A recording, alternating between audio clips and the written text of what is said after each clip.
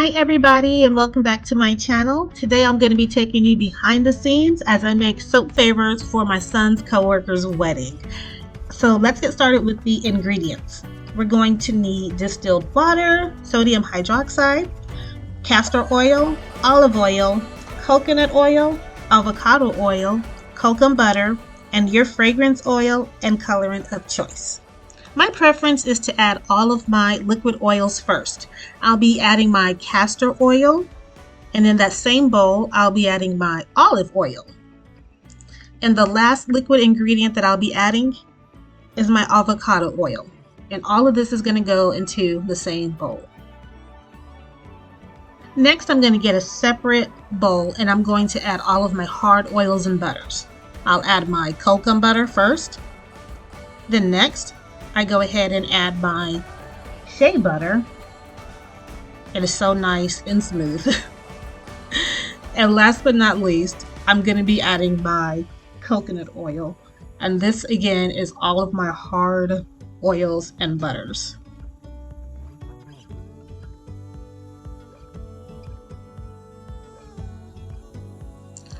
For my next step, I'm going to get ready to prepare my lye solution. First, in one separate container, I'm going to weigh out my distilled water. In a separate container, I'm going to weigh my sodium hydroxide.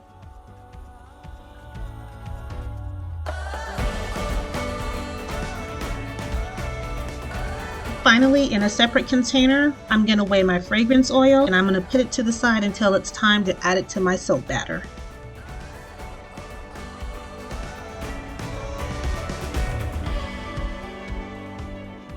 We're going to begin creating our lye solution by slowly pouring our lye into our distilled water. And you want to stir it while you pour it in there, and stir until you can feel all the granules have completely dissolved.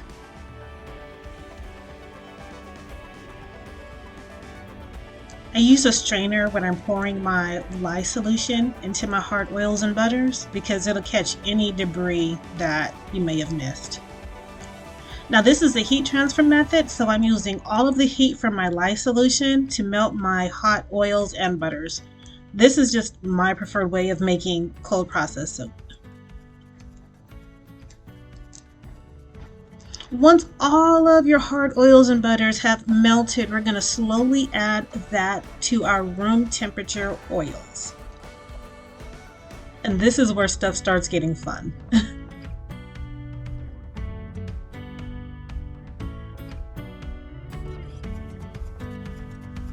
Now I'm going to grab my stick blender and I'm going to blend just until I begin to reach emulsification.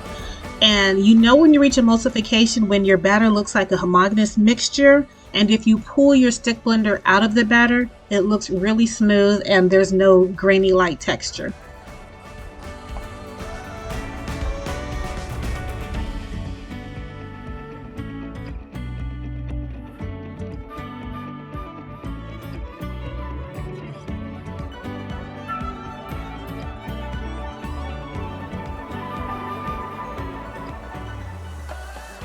I'm dividing my batter into 4 equal batches because I'm going to color my soaps and I want to color some of the batches a brownish red color and the other half I'm going to make white.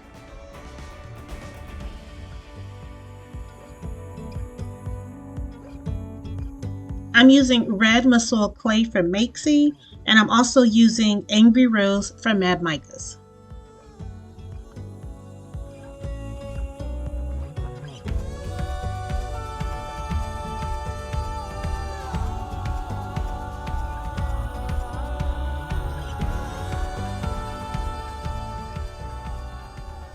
I'm adding titanium dioxide to the other 2 batches to get my soap to a white color. Titanium dioxide can be kind of difficult to mix, so I chose to go ahead and use my stick blender again, but I'm not really worried about it accelerating because I hadn't added my fragrance oil. However, here's the next step, and I'm adding my fragrance oil. I like to add my fragrance oils after I get my desired color, and I add my fragrance oil into each batch right before I pour it in the soap mold. And I am so sorry for the side view, but I didn't realize that I did not hit the record button on my camera that was overhead. I didn't realize that till later.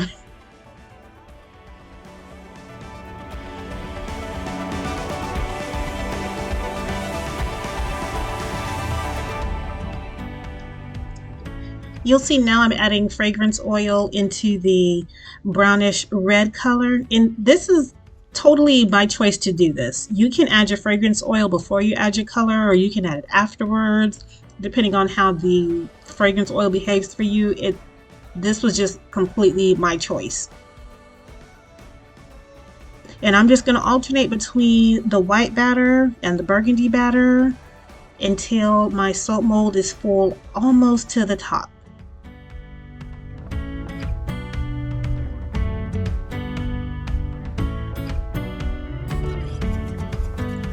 I got this red skewer from Walmart, and I just like to do almost like a sunrise, like a half circle inside, because I love that swirl it gives me. It gives me a specific swirl that I can't achieve any other way.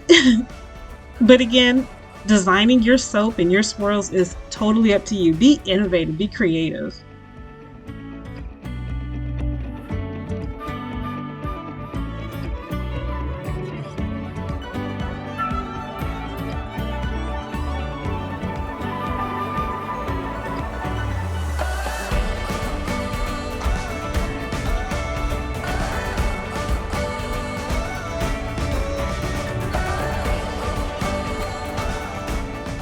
I like to leave just a little bit of batter at the bottom and let it thicken up a little bit, because it's so much easier to mold your tops this way.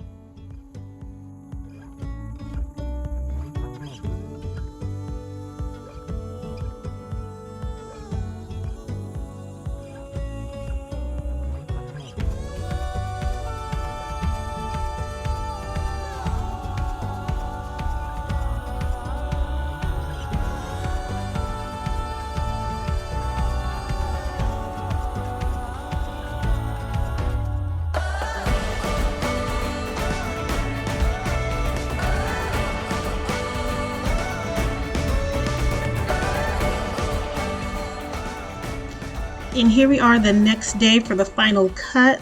I usually let my soap sit for about 24 hours, and they are pretty much safe to take out of the mold.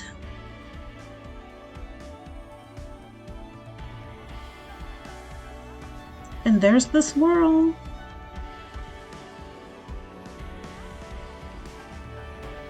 And I cut these party favors. I cut the soaps 1/2 inch because they're favors. They're kind of like small samples, not full bars.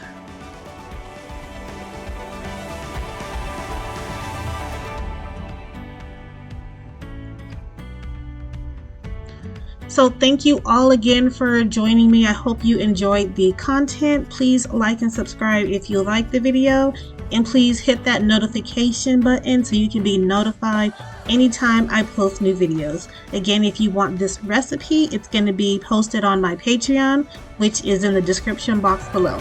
Thanks everybody. Bye guys.